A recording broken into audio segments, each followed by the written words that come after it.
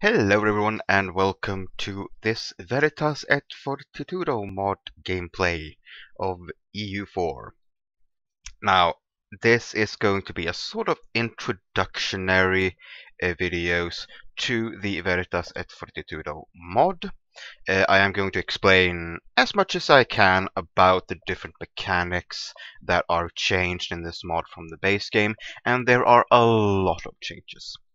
Let us go into the first big change, and that is the starting date is moved back to 1310 or 1309. The 1309 is a less stable, more focused on the Byzantine Empire build, and the Grand Campaign is it is more stable in my opinion. This has some events for the Byzantine Empire that sort of makes the game crash quite a lot. This one is fairly stable, and I do say that with the fact that I have to restart this recording 3 times so far. Go me! But it is quite stable when you're not recording, so we are going to go in as England. I flipped a coin, and we're starting as England. Now, you're going to see quite a few changes here, since this is a much earlier start. The Ottomans are not powerful yet. England has some territories down here. Muscovy is not grown yet. They have a lot of vassals here, but no, they actually don't. Okay. So they have changed that recently. Yeah, Muscovy only has this vessel now, but they are usually the power over here.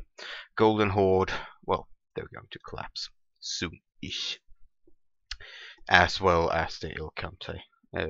They usually don't last very long. They have massive problems. But we are going to play as England, and we are in the British technology group. Yes, one of the changes is that every area here has their own technology group.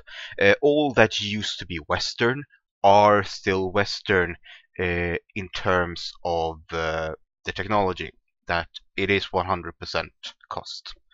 However, because these are split off into Scandinavian, North German, South German, Italian, French, Iberian. Let's see, is there any more? Oh yes, the Low Countries. The Celts also has one, but they're not that big. I think that's all of them, and the rest are still as from the normal game. Now, the reason they have done that is all exploration is spread across your technology group within 50 years after you discover it. Now, this is going to make exploration go much slower for the people who don't have explorers. But after 100 years, everybody that knows of that country will get some of that, will start getting that country's exploration. So eventually, you will start to get the exploration advantage that you get from having others and getting their exploration instead of exploring yourself. North America looks a bit different in this mod. There are quite a few less Native American tribes. Yeah, these are Aztecs, I believe, are quite a bit smaller in this mod. And the Incas. Down here we have, yeah, the usual. I think that this is also the standard in EU4. I may be wrong. In that case, then they have split these up, and they have added a few provinces here and there. Now, I can't show you this right here, but they have done some major changes to colonial stuff. First of all, the Caribbean is not a colonial government. If you colonize there, you get it, and you get it permanently until someone takes it. And the rest is, I think, quite the same. Unfortunately, I can't get the map into that here. But there is an Australian colonial nation that includes this. And there are several African colonial regions. So you will be getting colonial nations around here. I believe there is a Saharan here, West African here, South African, East African, if I am completely correct. But we are going to jump in here as England, and cross my fingers that it actually works this time. And if it doesn't, you will be... Oh, yes, it does work.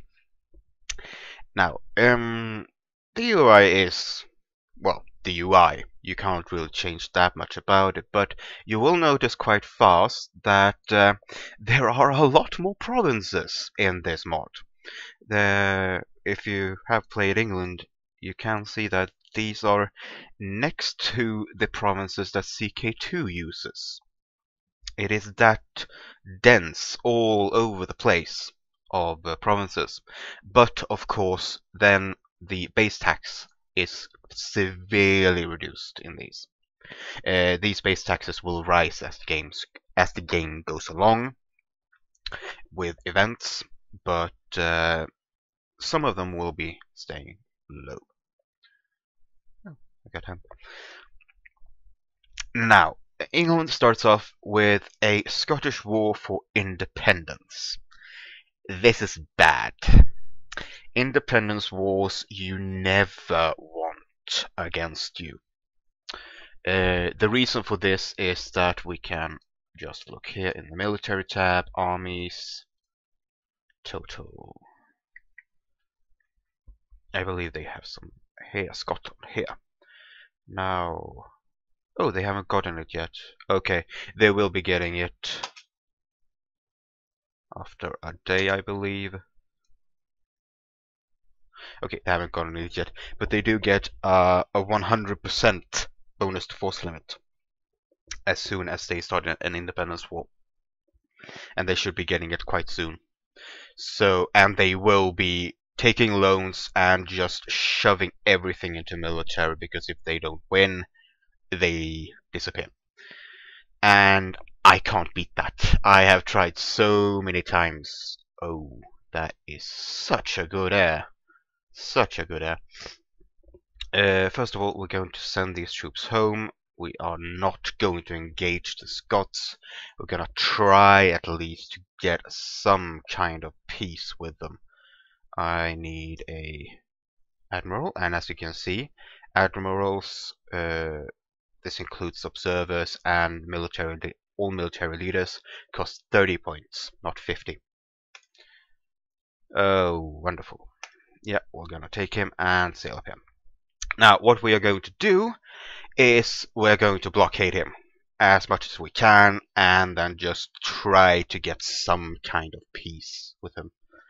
If I have to send him all my money, I will, because my manpower cannot sustain any kind of war against him. Not in a million years. The good thing is that we have cores here, and they don't go away after the independence war stops.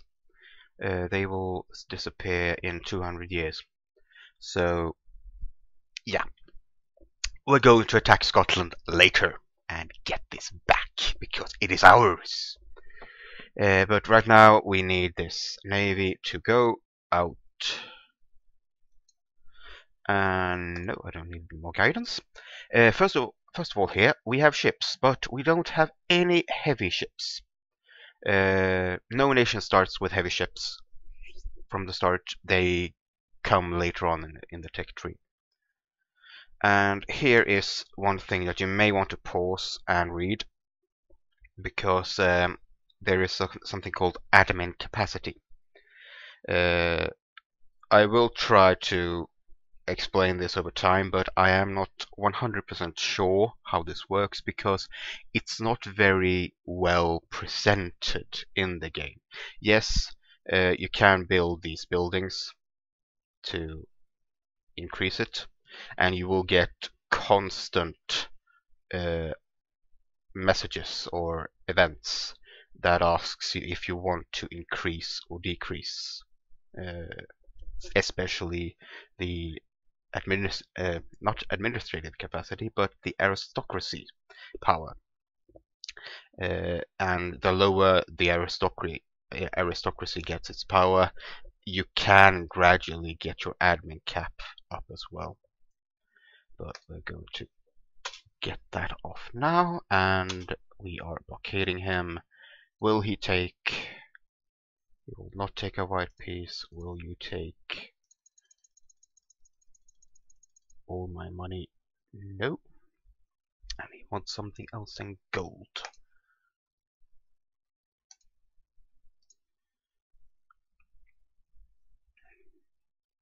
Well, I am blockading him, so I can detach my transports to go and blockade the rest.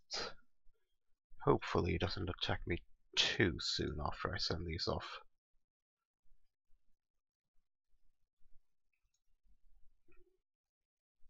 Let's see, they are going down there. Good, and we have supply. Yeah, here we see. He just got 12,000 more troops. And I'm not going to fight that many troops. Flanders, yes, I want your alliance. Portugal, yes. You have good relations with a few nations from the start. Now, I got 15%. Yeah, he might be interested in a peace now. And they don't want any of that. Now, let's hope that I can do this without him rushing out to defeat me. Because I believe that maybe... Yeah, he's going out. Now, this is a very production-heavy mod that you will be needing to check what you produce and if you can get some more of it, or if you can conquer some provinces that actually produce some stuff. Because as you can see, I am producing quite a lot of metal in England, and I get these bonuses for actually producing them. I also have access to naval materials, so I get these bonuses, and these are quite hefty bonuses to a lot of things. And let's see, do they want any kind of peace? No. Damn it. Okay, send everybody down here. Now, I do have 16,000 troops, and I can build a few more. And you're thinking, well, maybe you can just go up against him. He has a 253 general, and this is something he always has. Robert the Bruce is always in this start, so you can't really go up against that kind of general in this time. I don't have any generals at all. Oh yeah, I have my king. Nothing. 0, 0, 0, 0. That is worse than the worst you can have. And he is, of course, the worst king ever. Which is why I'm probably going to put him in the army anyway. And maybe he can do a charge down a volcano somewhere down the line. But let's see how this naval battle goes. And yep, he's still coming. And yeah, he has a fight for his independence. And he has Seahawk, I don't. So he gets a vast boost to morale. Okay, now the Pope mechanic is completely revamped in this mod. There is no sending of cardinals at all. The cardinals are elected by, well, some in the papacy. Don't ask me exactly who. I'm not a Catholic, and I'm not religious either, so I really don't know that much about that stuff. So they are elected based on where they are. Right now, the only pope is in Rome, so Italic states gets more. They get the highest consideration when going for new cardinals. French and German gets the second tier, and let's see, I think Spanish get the same or close to the same tier as Italian, or they are at the level of the French. And then I think after the French and the Spanish, the Germans and the Low Countries come, and last, of course, the English, Celtic, and the Scandinavians. So, whoever controls the Pope can call for a crusade. And when that happens, every single Catholic nation gets this event. Now, I can actually join this crusade myself, but that means when the crusade is actually called, I get an instant war against the Mamelukes. And I can't afford that. Not at all. I can send some of my men, so I will lose 5,000 manpower, and that's it. I think I don't have to join the war. I am not 100% sure on that one. Send a donation, just send some money, and send our best wishes. The lower you go on the scale, the more pissed the Pope and a lot of others are going to be, especially if you just send best wishes. Right now, we can't afford the manpower, we really can't afford the war, so I'm going to send a donation, because we do have money. And this battle is going how? Going to turn up the speed a little bit, there's not much I can do here. It's going decent. Yeah, it is actually, it's going decent. Marriages, yes, thank you. Now, we are going to lose a lot of ships here. But hopefully he loses them all. Which means I can do a full-on blockade around him. And if I do a full blockade, he will be much more interested in taking a piece. Yeah, we are winning this comfortably. And we just sunk them all and captured one ship. Perfect. Now send that over there, that over there. Split that in half, send that there. Now we are soon blockading him fully. There's a lot of national decisions I'm going to go into later. I think I am going to go into them after I finish this war, and that will be the end of this first video, because there is a lot to take in here. There we go, we got 19%. He's still refusing. I can revoke my course on his stuff, but I don't want to do that. I can return this to Leinster, but he doesn't want that. I am not releasing Guyenne. Yeah, I can annul treaties with Brittany. 6. Can I get... Yeah, this is it. So, we are going to cede the Isle of Man to him. There's nothing we can do. He has a core there, so he really wants it. And Let's see, can we avoid that and just give him money? Yes, we can give him money instead. Good, he's greedy. Can we even? No, I want to annul these treaties anyway because I don't want this alliance. They're going to get gobbled up quickly by France. And yeah, I don't want them. But yeah, this is a much better offer. And done. And now we have a reconquest casus belli on them, which is a lot better. However, if you get an independence war like that and you actually can push them back, there is, I think, a 10% aggressive expansion penalty on taking back what they had. So if it happens and you can push them back, do it and just retake it. You're not going to get that many people upset by doing so.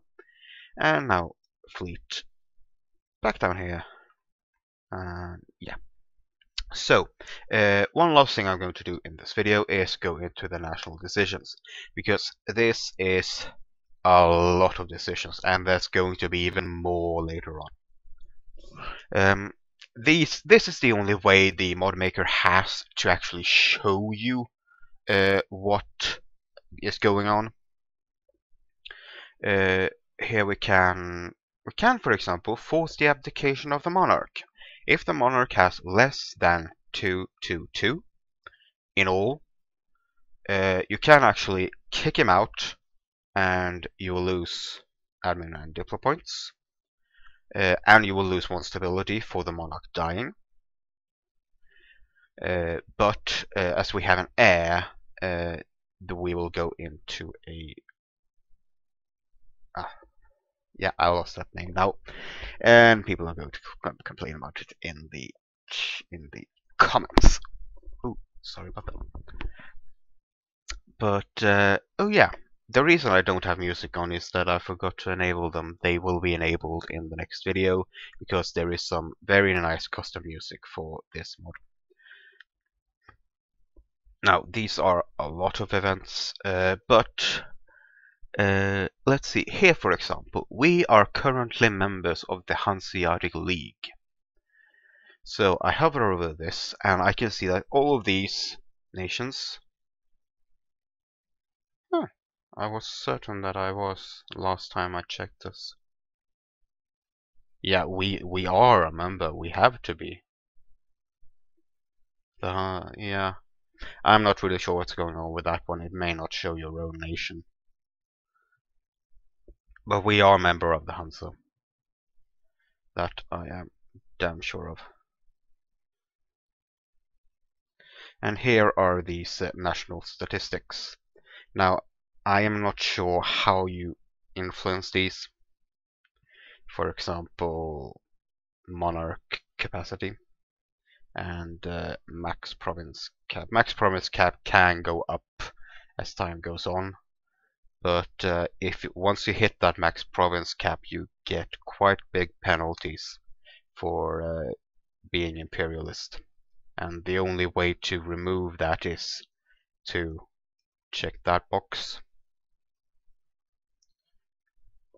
or become an empire. And here you can see the cardinal system. I haven't fully understood this, but yeah, here you can see the different sides. There is the French cardinals, the Italian cardinals, the Ultramontante cardinals. I hope, yeah, it should still be recording. I don't know why it sounded like that. And yeah, here are all the other decisions, and there will be even more decisions coming on later on. And that is going to be that for this video. This is just an introduction, and I hope to see you next time. And I hope you enjoyed this video, and please subscribe if you do. And there will be more of these videos coming up in the future. Bye.